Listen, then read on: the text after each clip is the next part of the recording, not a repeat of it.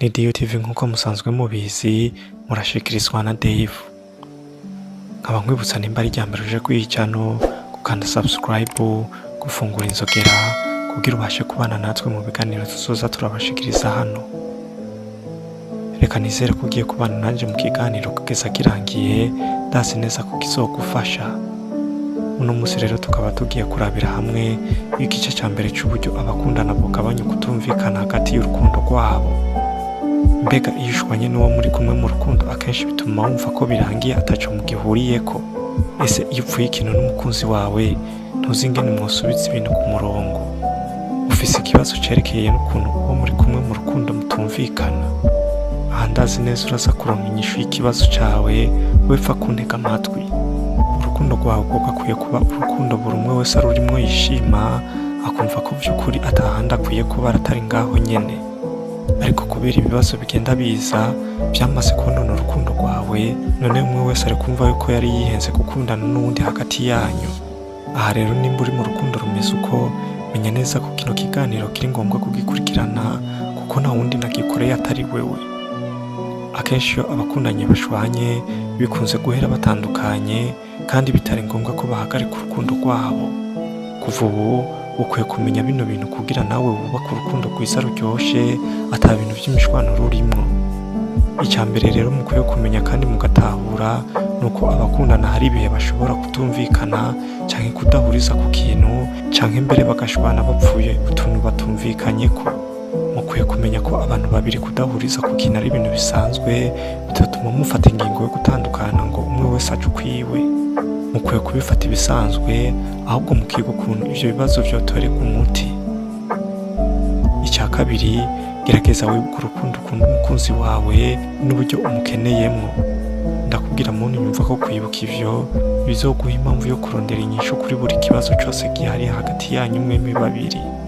Ntugate urukundo nyakuri kubera imvura ihita. Icya gatatu, ukwiye kumenya ukuntu uwo muri kumwe mu rukundo yakira ibintu bitari vyiza. Ikindi coba ciza kuruta, bwira uwo muri kumwe mu rukundo uburyo wifata canke ukuntu witwara iyo ushavuye, kugira mu gihe washavuye nawe amenye uko yokwitwarako.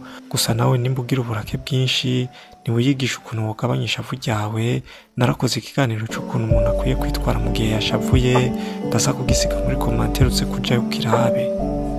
Icya kane, mukwiye kuvugana hagati yanyu ukuntu canke ibintu uwo mukundana atokora mu gihe mwashwanye.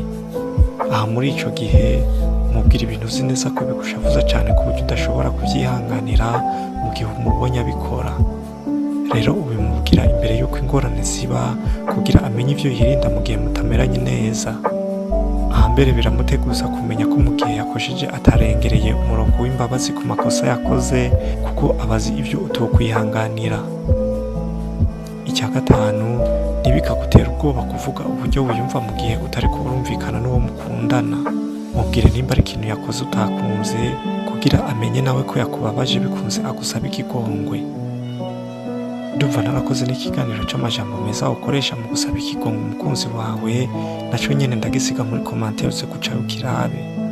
Icya gatandatu, imbere yuko ubwira nabo uwo mukundana canke imbere yuko umucira urubanza, suzuma uko ibintu vyifashe, umenye neza ko nawe utagize uruhare mu gutuma uwo mukundana gukorera amakosa. Icandwi, ari naco gisozera igice ca mbere ca kino kiganiro. Iyo mubonye ko kutumvikana hagati yanyu kuriko gufata iyindi ntera, gerageza kugabanya ijwi. Gerageza gutuza, mwicara ahantu mugerageze kuvugana mutahurana, umwe wese ku ruhande rwiwe atahure mugenzi we, muvugane mu buryo bubereye. Nuko rero nkaba ndangije shimira mwebwe mwese mwafashe akanya ko kunkurikirana. Mwari kumwe na Dave Uyikunze. Reka nizere ko uzobana nanje mu gice ca kabiri ca kino kiganiro nzobashikiriza ku munsi w'ejo.